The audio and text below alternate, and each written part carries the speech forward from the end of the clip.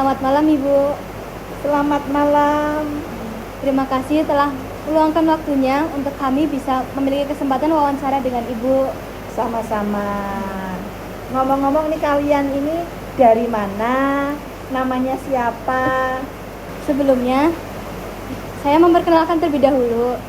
Saya Dinda, Berta, dan Hisyam sebagai kameramen. Kami dari mahasiswa Universitas Telkom Purwokerto. Oh, dari Universitas Telkom. Ini apa nih yang hendak Ibu bisa sampaikan nih untuk membantu kalian mengerjakan tugas?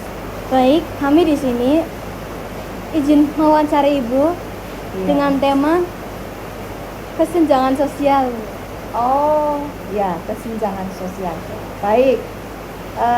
Sebisa Ibu ya dalam menjawab, semoga bisa membantu kalian. Siap, Bu. Baik, Bu. Sebelumnya mohon Ibu untuk memperkenalkan terlebih dahulu. Baik, perkenalkan nama Ibu Anastasia Dwi Wiwik Indriastuti. Seringnya dipanggil dengan Bu Wiwik. Nah, rumah Ibu ini di Pamujan, Kelurahan Teluk, Purwokerto Selatan. Senang sekali bisa berjumpa dengan adik-adik semua yang ada di sini. Semoga apa yang nanti Ibu sampaikan dapat membantu kalian dalam membahas materi yang diberikan oleh dosen ya? Ya, betul. Oh ya. Semoga bisa. Siap. Menurut Ibu, apa sih itu kesenjangan sosial? Baik. Pertanyaan yang lumayan ya, yang namanya kesenjangan sosial. Ketimpangan sosial. Namanya ketimpangan itu kan berarti ada jarak yang tidak seimbang, yang memang harus diseimbangkan supaya menjadi serasi, harmonis. Nah, menurut Ibu, yang namanya ketimpangan sosial atau kesenjangan sosial itu adalah sebuah jarak, suatu jarak yang dalam hal ini bisa meliputi bidang sosial, ekonomi, budaya, di mana kesenjangan-kesenjangan ini menumbuhkan sesuatu hal yang tidak baik tentunya, karena ini timpang. Nah, menurut Ibu, jadi yang namanya kesenjangan sosial itu sebuah ketimpangan atau ketidakseimbangan segala hubungan ya, bisa di bidang ekonomi, di bidang budaya, atau di bidang sosial. Baik, gitu. Menurut Ibu, apa saja contoh dari kesenjangan sosial? Baik, kalau kita lihat ya, kita lihat secara nyata yang dapat kita lihat kasat mata, kesenjangan sosial itu dengan maraknya ya, menurut Ibu, dengan maraknya adanya gadget, kemudian adanya TikTok online, kemudian adanya medsos yang semakin merajalela, itu ada baiknya, memang ada baiknya.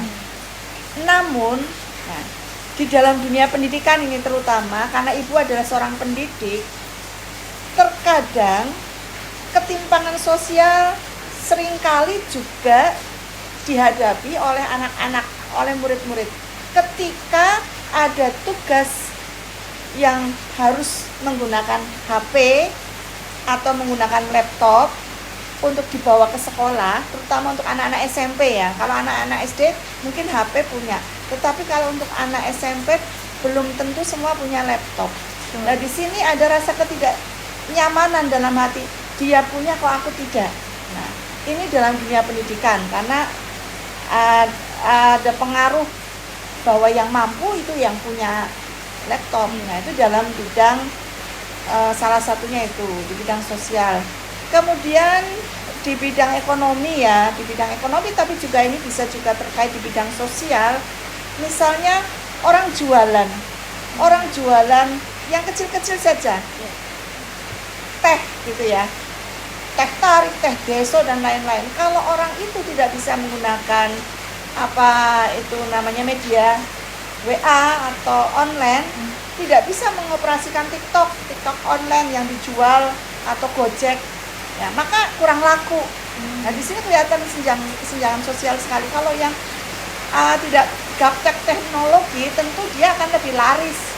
Tetapi yang gaptek teknologi atau masyarakat yang barangkali punya HP pun tidak, penjual es keliling katakanlah ya, akan merasa kesulitan. Nah, ini nih, ketimpangan sosial berikutnya adalah tentang perlakuan, tentang yang ini loh, anak-anak yang berkebutuhan khusus. Nah, sebaiknya anak-anak yang berkebutuhan khusus ini diberikan pendidikan yang sama dengan anak-anak yang normal. Namun di sini terkadang ada mindset bahwa anak-anak yang berkebutuhan khusus, mohon maaf, tidak bisa di sekolah bersama dengan anak-anak umumnya. Tetapi mohon maaf, di sekolah luar biasa itu boleh. Tetapi juga kalau yang memungkinkan dari segi akademisnya, kenapa tidak sih digabungkan dengan mereka yang di sekolah umum kalau secara akademiknya memang dia bisa. Tetapi sekarang sepertinya belum terbuka karena memang harus ada fasilitas-fasilitas khusus yang harus disediakan oleh anak difabel, di mana di sekolah pada umumnya belum mempunyai, misalnya toilet khusus difabel, kemudian jalan trotoar yang khusus difabel berarti tidak pakai undak-undakan. Nah, ini juga harus disediakan oleh sekolah pada umumnya. Nah, ini memang ada ketimpangan sosial di sini yang karena disebabkan fasilitasnya yang kurang memadai. Satu lagi tentang ketimpangan sosial di bahwa orang-orang yang berpendidikan tinggi memperoleh pekerjaan lebih mudah daripada yang berpendidikan katakanlah belum sarjana ya. Itu padahal belum tentu barangkali bahwa walaupun tidak kuliah tetapi dia punya skill. Nah, ini malah harusnya juga diperhatikan, tidak hanya pendidikan dengan gelar saja, tetapi skill yang diutamakan. Demikian. Wah, luar biasa sekali penjelasan Ibu, sangat menginspirasi kami. Terima kasih. Lalu bagaimana sih ke depannya agar tidak lagi terjadi kesenjangan sosial ekonomi? Baik, ini sebuah harapan. Kalau bisa harapan itu dilaksanakan dan terjadi yang baik supaya tidak terjadi kesetimpangan sosial ya, kesenjangan sosial. Menurut Ibu, bagaimana harapan Ibu ke depan adalah supaya tidak terjadi ketimpangan sosial ini adalah merubah pola pikir masyarakat. Tentu saja membutuhkan proses. Nah, yang diharapkan proses itu terus berlanjut dengan mengoptimalkan sumber daya manusia di dalam dunia pendidikan ditingkatkan, dunia perdagangan ditingkatkan, adanya UMKM, TikTok online yang seimbang, dan juga di dunia pendidikan ditingkatkan kembali untuk dapat menampung anak-anak yang difabel ya, supaya dapat bersekolah bersama. Dan juga harapan ke depan bahwa tidak hanya di ekonomi ataupun pendidikan, tetapi juga di dalam bidang budaya. Karena apa? Budaya itu adalah urat nadi juga ya untuk kemajuan sebuah bangsa. Karena apa?